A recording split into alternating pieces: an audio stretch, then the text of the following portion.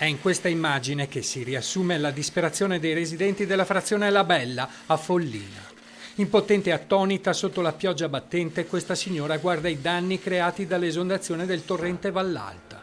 Nel giro di un quarto d'ora, ieri sera verso le 9:30, meno un quarto alle 10, è uscito il torrente qua dietro che abbiamo e ha inondato praticamente tutto. Qui era un lago e tutti i garage sottostanti erano allagati fino al soffitto, macchine comprese.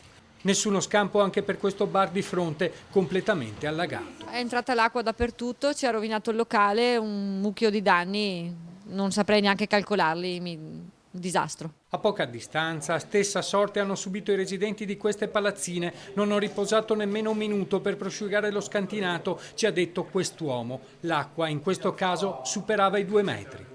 Si alzava a 20 cm al minuto. Spaventoso. Spaventoso, una roba disastrosa. Non ho mai visto una roba nella vita mia.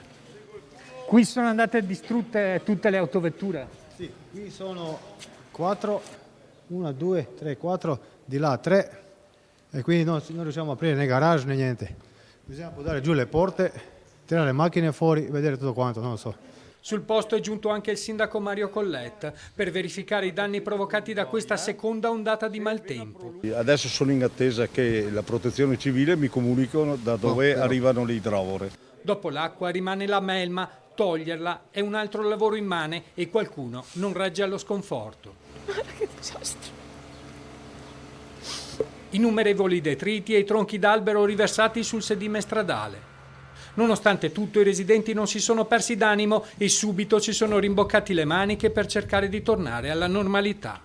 Tanto fango. Un 20 cm, 25, tutto attorno alla casa. Tutto intorno. Non è la prima volta che capita però. No, qua è già venuta dell'80, 85, 82, 83.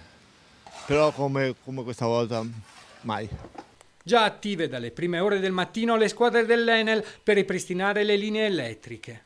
Strade interrotte per alberi e frane, impressionante la voragine che si è creata in zona Farrò. Anche qui i vigili del fuoco e la protezione civile sono stati impegnati per tutta la notte.